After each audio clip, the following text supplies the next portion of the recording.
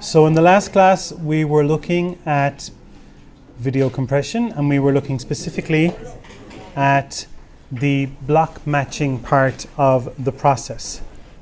So we have a block in the current frame, and we want to code that current frame using as little information as possible.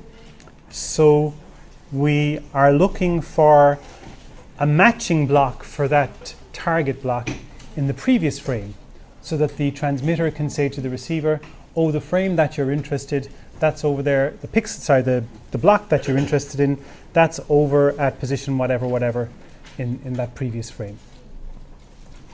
We saw that finding the block is not trivial. And that difficulty is what makes video compression asymmetrical. By asymmetrical, we mean that the decompression is much faster than the compression. It takes a long time to compress video. And we saw that you can have, oh, go in, don't be annoying me. We saw that you can have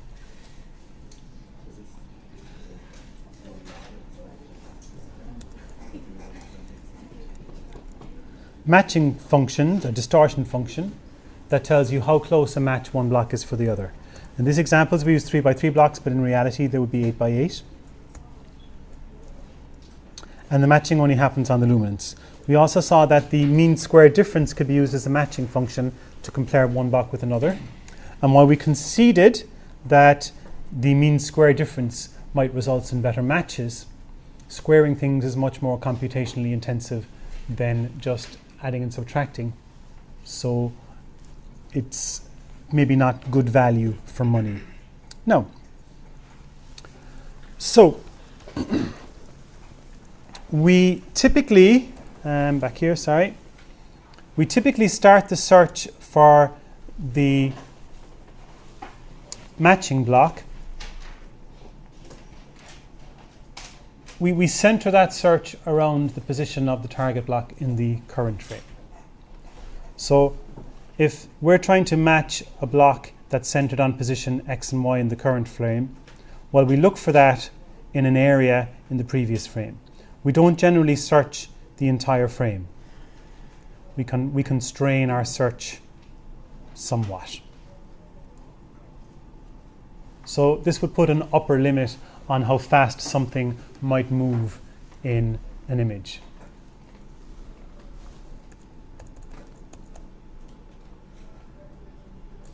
Which brings us then to here. So we saw yesterday that even if you allow a block to move 30 pixels in any direction, you're looking then at 3,721 candidate blocks that must be evaluated. And we could look at every single possible position, but there are some strategies we can adopt to make that more efficient. Doing a brute force search is the only way to achieve the best possible matching block within the search area, but we can achieve some cost-effective ways that wouldn't be perfect but would be better value for money by using suboptimal block matching algorithms. So this here is the first pattern, and this was developed by somebody called Michael Gild, I'm not sure.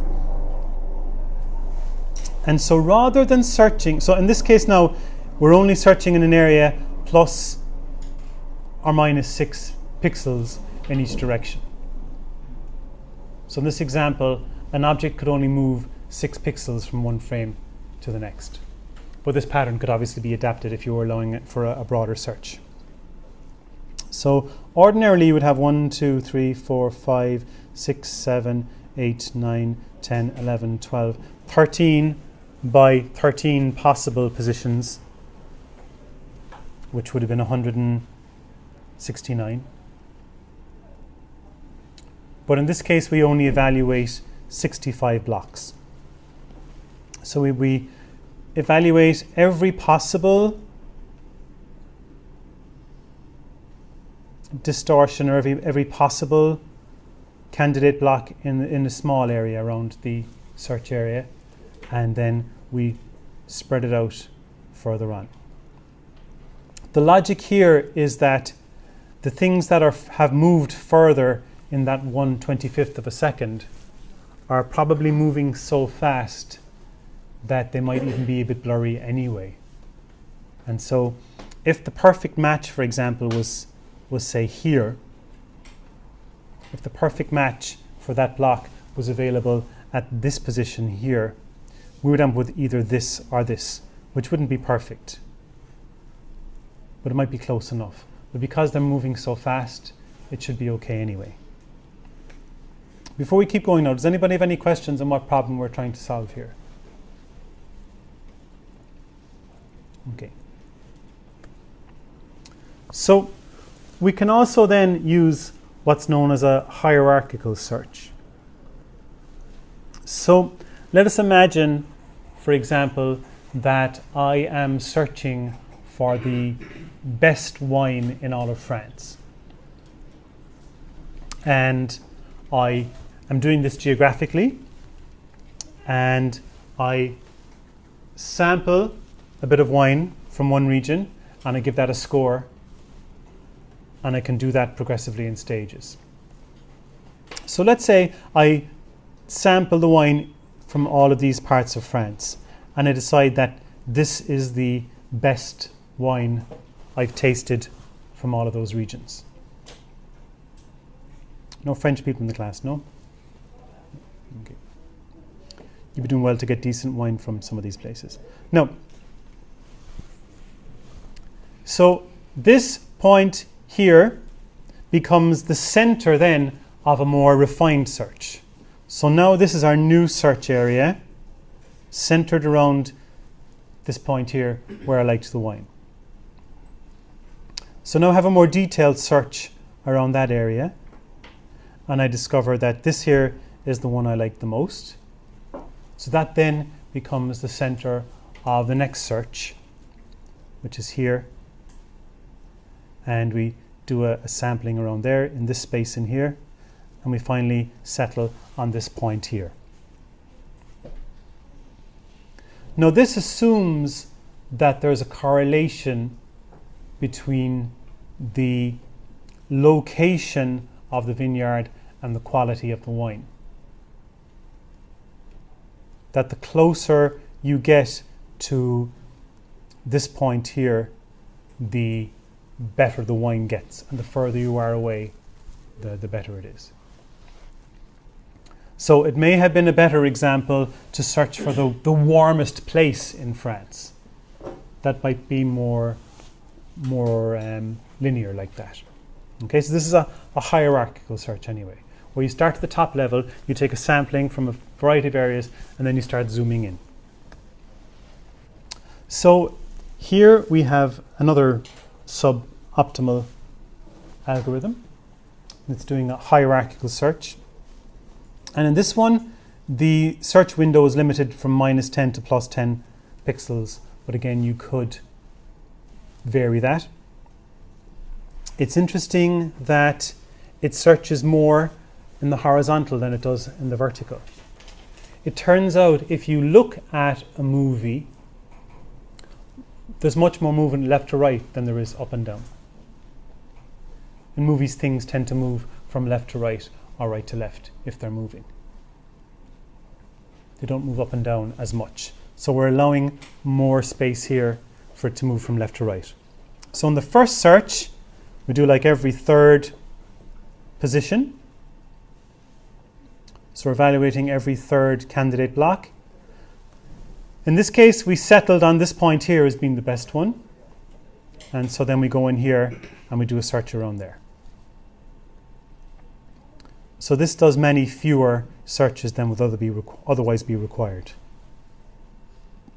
So this would have required 21 times 11 comparisons of blocks otherwise, but it requires many fewer now. Don't make me count them.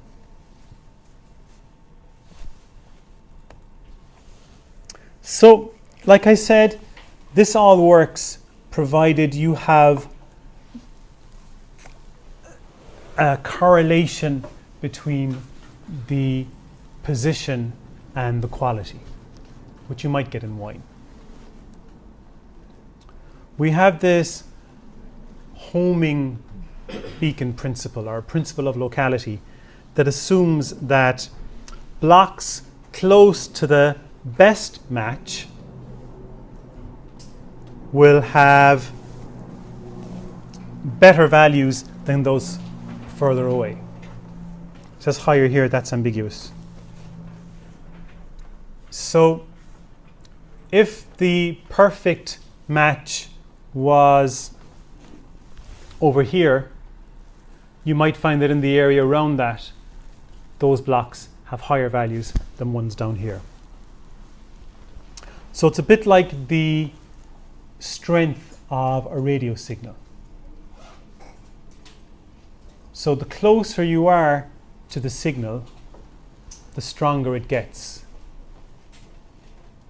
The area around the point where it's the most strong, it's also strong. And areas that are further away, the value is less strong.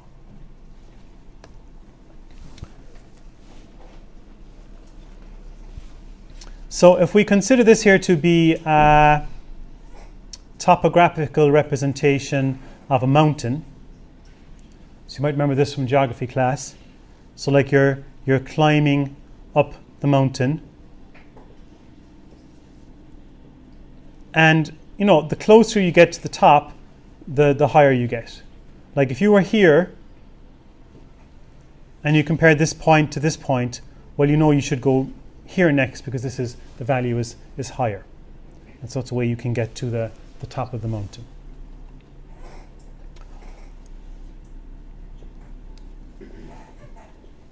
The BBC stopped transmitting television during the Second World War because the strength of the radio signals could have been used to guide the Luftwaffe to London.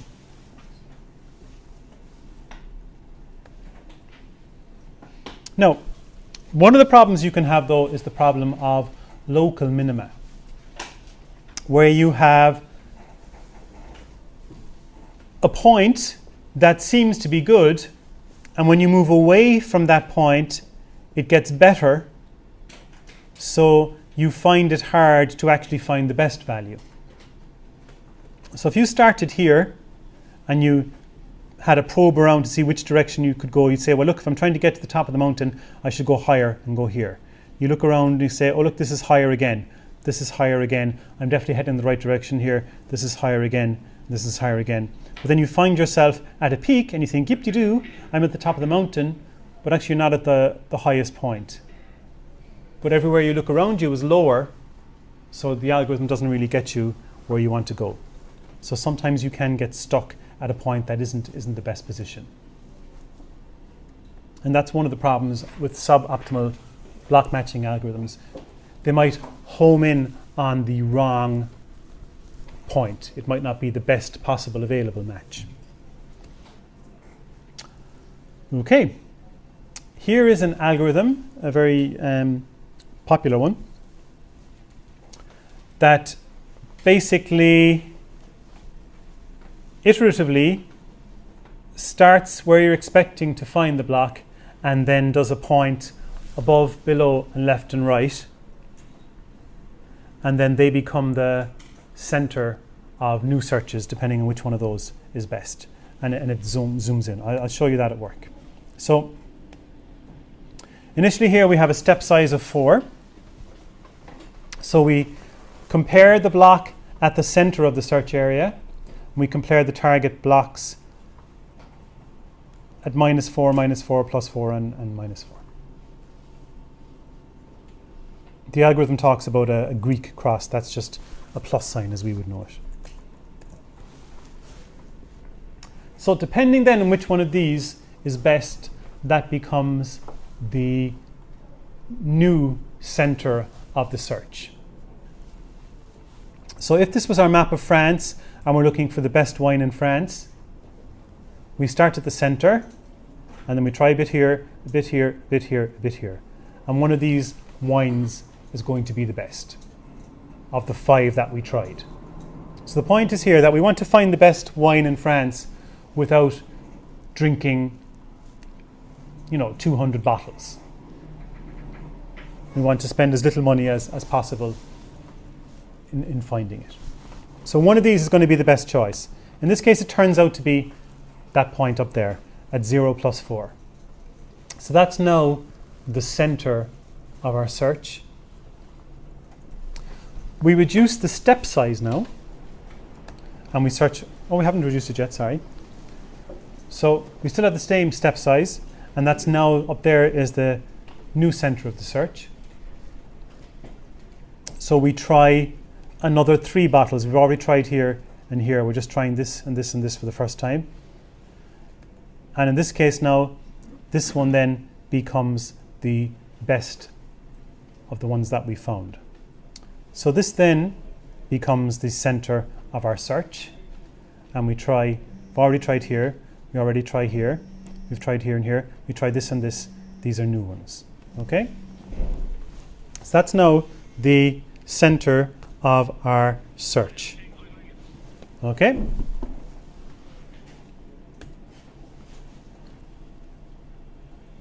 At this point now, the center point was still the best one. So now we're going to narrow down the search around that. So the step size is halved. And we're trying around that point now.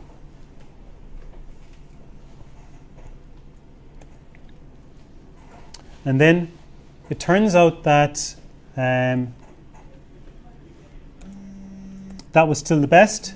So we try again around those points.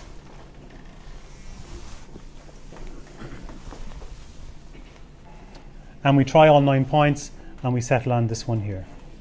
So we've tried 9, 10, 11, 12, 13, 14, 15. We've tried about 20 bottles of wine instead of many.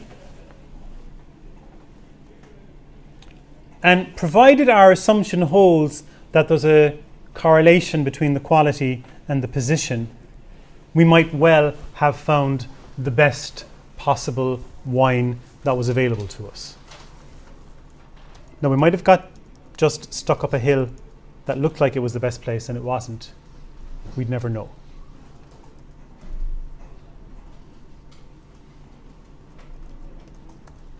So that's one of the algorithms. So here we compared 22 candidate blocks instead of 289. So we only tried 22 bottles of wine instead of 289. Here's another one. And this time we use 8 points around the center instead of 4. And we reduce the step size at each stage. By the way, when you consider if we've compared 22 candidate blocks instead of 289, this means that compressing the video might have taken 22 minutes instead of 289 minutes. Because this is what was slowing down the video compression process. So it might be 10 times as fast as a result of doing this. That's nothing to scoff at. So with this search, we are initially testing 8 points around the center, and we reduce the step size at each stage. So depending on how wide your search was initially, this would stop in 3 steps. So in this case, this is the best one. We reduce the step size and we search around it. In this case, it turned out that was the best one. And then we reduce the step size and search around it again. So in this case, the algorithm decided that this point up here was the best match, or that up there was the best wine in all of this square land. And here we compared 25 blocks instead of 169. This is very like a binary search for the computer scientists among you. You could see it has its origins in searching sorted data.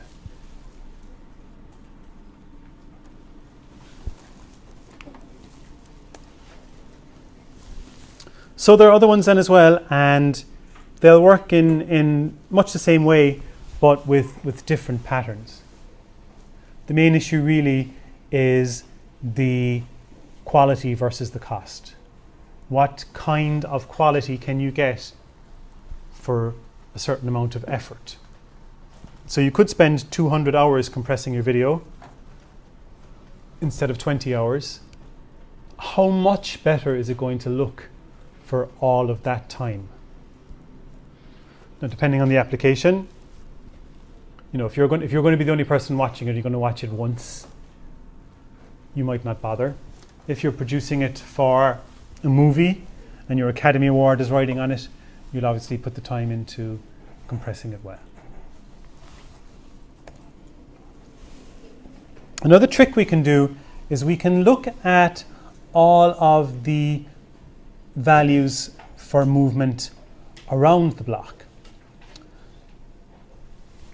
So if these are blocks in the current frame, and we've seen that, if we know, for example, that this block, its match was found at this position, and this was found at this position, and this was found at this position, and we know that for all of these blocks, for example, it's probably a good bet, not a safe bet, it's certainly a good bet that this block has also moved that much. Certainly it might be an indication that maybe that displacement might be a good place for us to start the search instead of the 0, 0 position. So that's something that one could do. And similarly, if over time a block has moved the same amount, so if from frame 1 to frame 2 it moves over this much and up that much, and between frame 2 and frame 3 it moves over this much and up that much, the same amount, that might be an indication that it's moving at a constant speed across the screen. So maybe when you're looking for this in the next frame, instead of looking for it here, you might look over the same amount and up that much, depending. So there are tricks you can do to reduce the amount of comparisons you need to make, to reduce the number of candidate matching blocks you need to evaluate in order to compress your video. So obviously we need to do that if we're doing block matching for compressing video, but it can also be used to track objects that are moving in video. So if you had a sequence of images from, say, a security camera or something, you could use a block. You would be, say, you've got this car here. You want to find this car in the next frame of video. You're not probably going to search the whole frame. That wouldn't be very efficient. You'd probably search an area around where the car is and see if you can find it there. You could search every candidate block in the search area, or you could use a suboptimal block matching algorithm to see if you can do that more efficiently.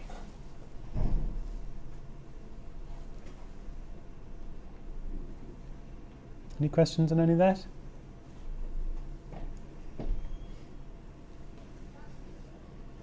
It's not exciting, I know, but it's the bread and butter of, an entire industry. Everything you consume on YouTube has gone through this.